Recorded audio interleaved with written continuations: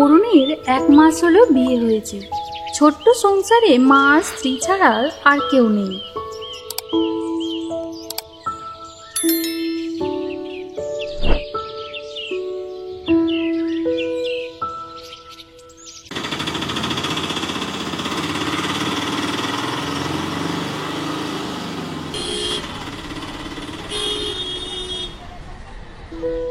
ভালোই দিন কাটছিল তাদের হাসি খুশিতে।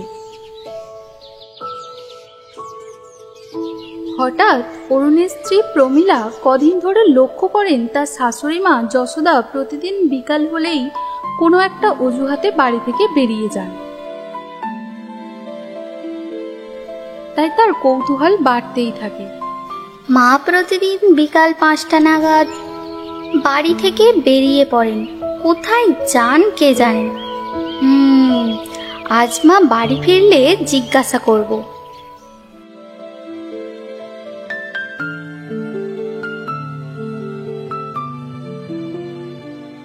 বৌমা, তোমাকে রাতের খাবার বানাতে বলেছিলাম, হয়েছে? খোকা আসার সময় হয়েছে, ও অফিস থেকে ফিরলে গরম গরম খাবার না পেলে আবার রাগ করে।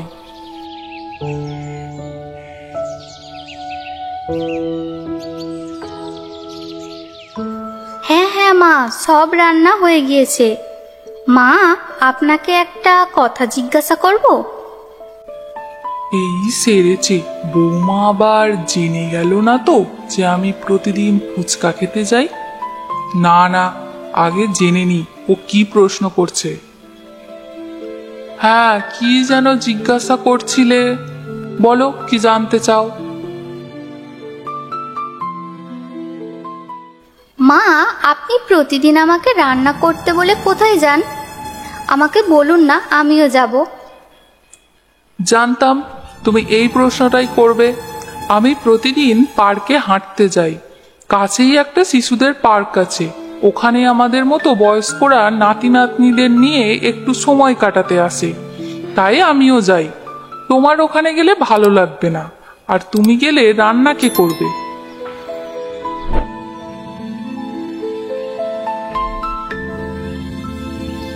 ঠিক আছে মা, আমি যাব না, এমনিই বলছিলাম। উফ, খুব বাঁচান বেঁচেছি। এতদিন আমি আমার মনের মতো করে ফুচকা খেতাম, এখন এই আপদটার ভয়ে আমাকে লুকিয়ে খেতে হবে। যেন জ্বালা হয়েছে যত। এই যে বৌমা, শোনো, আজ রাতে আমি কিছু খাবো না, আমার পেট ভার হয়ে আছে। ঠিক আছে মা। প্রতিদিনই মা রান্না করতে বলে, কিন্তু রাতে খাবার খায় না। কিছু একটা রহস্য অবশ্যই আছে। উনি আমাকে পুরো সত্যি কথা বলেননি, আমাকেই এর রহস্য ভেদ করতে হবে দেখছি।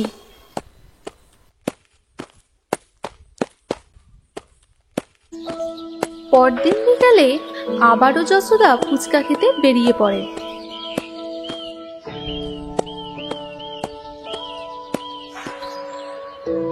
আর প্রমীলাও তার পিছু পিছু যায়।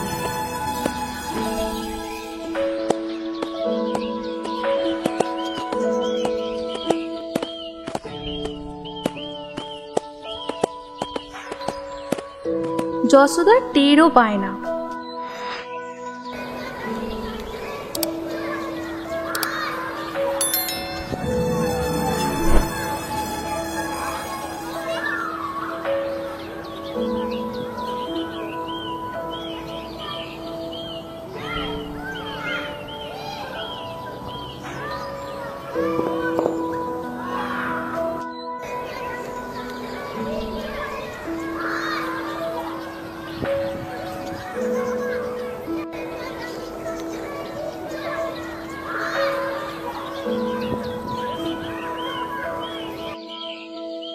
যশোদা ফুচকার দোকানে গিয়ে অনেক ফুচকা খেতে থাকে, আর প্রমীলা গাছের আড়াল থেকে সেটি ভিডিও করতে থাকে।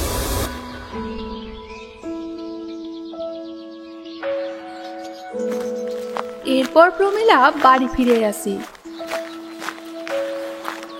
সে ভাবে যে আজ সে ফুচকাই বানাবে, তাই সে ইউটিউব থেকে ফুচকা বানাতে শুরু করে।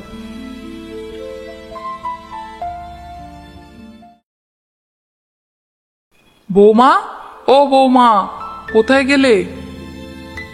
বৌমা, ওহ, সাড়া দেয় না হতভাগাটা, কোথায় মরে পড়ে আছে কে জানে। বৌমা, বৌমা, শুনতে পাচ্ছ?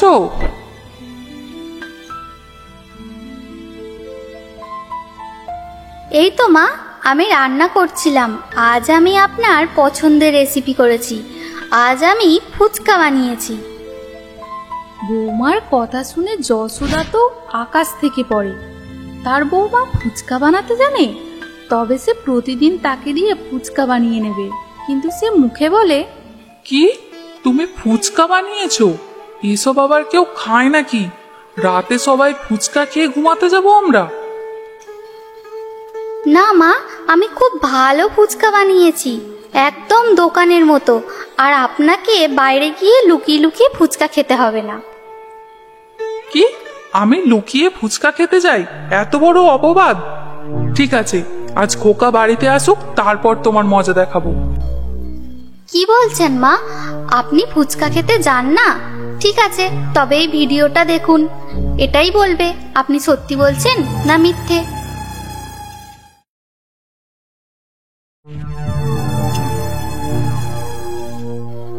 বৌমা, ঠিক আছে ঠিক আছে, আমার ভুল হয়েছে, এসব করো না, আর এমন হবে না। এটা খোকাকে দেখিও না। মা, আমি প্রতিদিন আগে ফুচকা খেতাম। আমার ফুচকার খরচ চালাতে না পেরে বিরক্ত হয়ে আমার বাড়ি থেকে বিয়ে ঠিক করে, আর অবশেষে তারা আমার বিয়ে দিয়ে দেয়। আমি ভেবেছিলাম আর কোনোদিন ফুচকা খেতে পারবো না, কিন্তু আপনিও আমার মতো ফুচকা প্রেমী।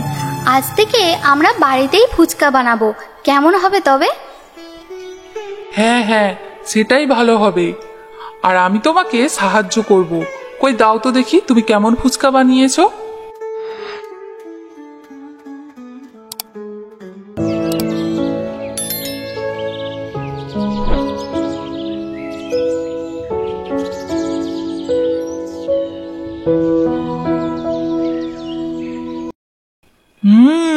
বাহ বাহ, এত দারুণ ফুচকা! এমন ফুচকা খুব ভালো ফুচকাওয়ালাও বানাতে পারে না। তবে আজ থেকে আমরা বাড়িতেই ফুচকা বানাবো। হ্যাঁ মা, তাহলে ডিনারে আজকে ফুচকাই খাওয়া হবে। আর কাল ফুচকা বানানোর সব সরঞ্জাম বেশি করে বাজার থেকে কিনে আনা হবে, কেমন? এরপর থেকে তারা প্রতিদিন বাড়িতেই ফুচকা বানিয়ে খাওয়া শুরু করে।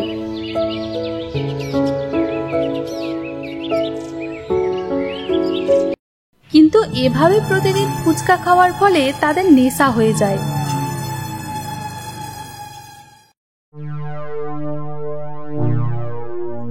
ফুচকা খেতে না পারলে তারা যেন কেমন বদমেজাজি হয়ে ওঠে। তাই তারা ঠিক করে প্রতিদিন সকালে ফুচকা বানাবে। মা, প্রতিদিন একবার করে ফুচকা খাই আমরা, ভালো লাগে না। ফুচকা ছাড়া আর কিছু খেতে ইচ্ছেই করে না।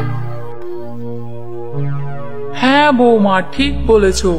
আমারও আর রান্না করে অন্য কিছু খেতে ভালো লাগে না, কিন্তু কি করা যায়? মা, যদি আমরা প্রতিদিন শুধু ফুচকাই বানাই আর সেটা টিফিন, লাঞ্চ আর ডিনারে খাওয়া হয়, তাহলে কেমন হয়?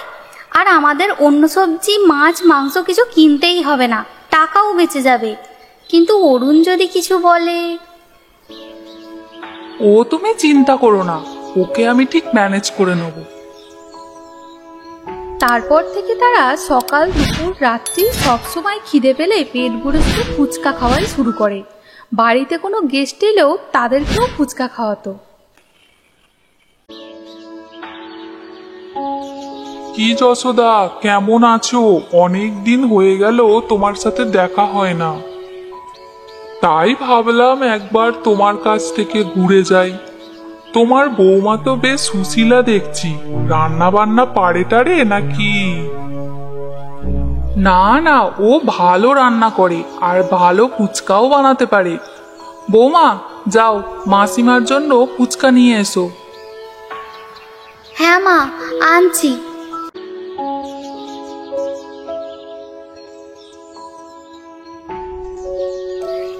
ফুচকা। মাসিমা, খেয়ে বলুন কেমন হয়েছে। হ্যাঁ হ্যাঁ, এত করে বলছো যখন দেখি কেমন হয়েছে।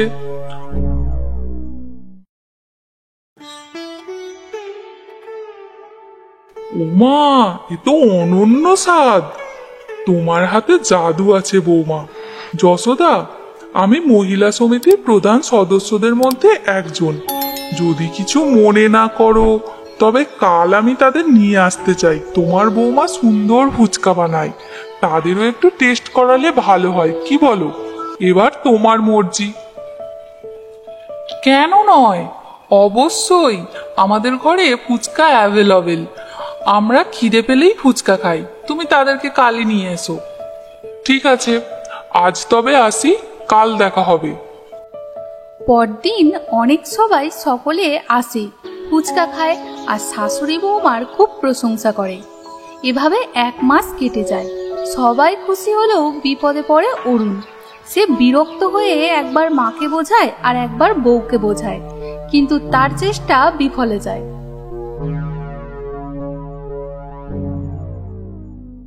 মা, তোমরা কি করছো বলো তো? ফুচকা একটা টেস্টি খাবার জানি, তাই বলে ভাত রুটি অন্যান্য খাবারের জায়গায় শুধু ফুচকা খাওয়াটা কি ঠিক? এতে স্বাস্থ্যের কত ক্ষতি হয় তুমি কি তা জানো না? কি বললি? তুই আমাকে খাবার খোটা দিচ্ছিস? ওগো, কে কোথায় আছো তোমরা সবাই দেখো, আমার ছেলে আমাকে কি বলছে। আমি আজ থেকে আর কিচ্ছু খাবো না। মা, আমি তোমাকে কিন্তু তা বলিনি। একটু বোঝার চেষ্টা করো। তুমি জানো 1 মাসে আমাদের সংসারে যা খরচ হয় তার 3 গুণ খরচ হয়েছে তোমার এই ফুচকার জন্য। হে ভগবান, বুড়ো বয়সে পেটে দুটো খাওয়া নিয়ে ছেলের থেকে কথা শুনতে হবে কখনো ভাবিনি। জানিস তোকে কত কষ্ট করে বড় করেছি, আর আজ তুই আমাকে খাবার খোটা দিলি? কি বিপদে পড়েছি। যাই, প্রমীলাকে একটু বলে দেখি, ও যদি কোনো কথা শোনে।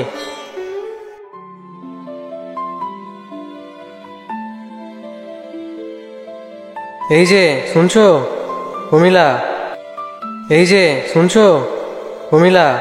তোমাকে বলছি, আজ ফুচকার বদলে অন্য কিছু রান্না কি হবে, নাকি আজও ফুচকা খেয়েই থাকতে হবে? এসব ফুচকা বানানো বন্ধ করো তো, না হলে তোমাদের ফুচকার যোগান দিতে আমার বাটি হাতে রাস্তায় বসতে হবে।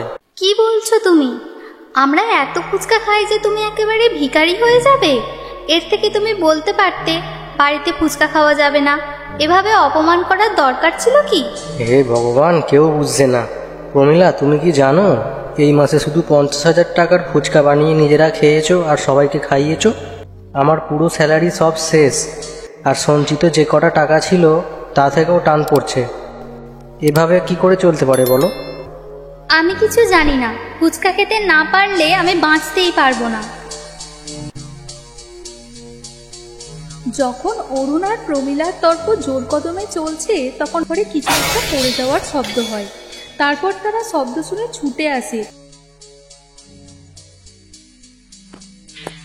আর দেখে অরুণের মা মাটিতে পড়ে গেছে, অজ্ঞান হয়ে গেছে সে। মা, কি হয়েছে তোমার? প্রমীলা, তাড়াতাড়ি এসো, তাড়াতাড়ি এসো। ডাক্তারকে খবর দাও, এক্ষুনি ফোন করো একবার। ডাক্তারবাবু, মায়ের কি হয়েছে? তোমার মায়ের লিভারের সমস্যা খুব গুরুতর, ঠিক হতে সময় লাগবে। এসব অতিরিক্ত ফাস্টফুড খাবারের জন্য হয়েছে।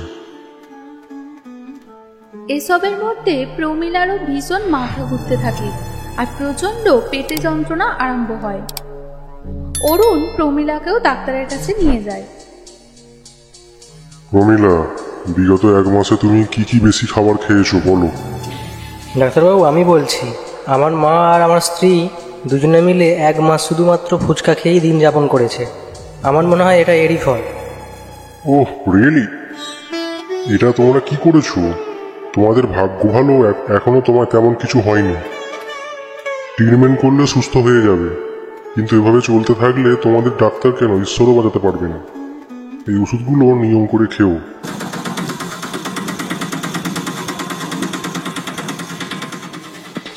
সরি অরুণ, আমার ভুল হয়েছে। এরকম আর হবে না।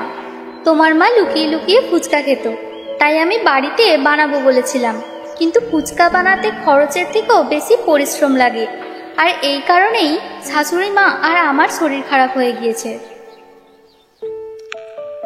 হ্যাঁ, তোমরা বুঝতে পেরেছো, এতেই আমি খুশি।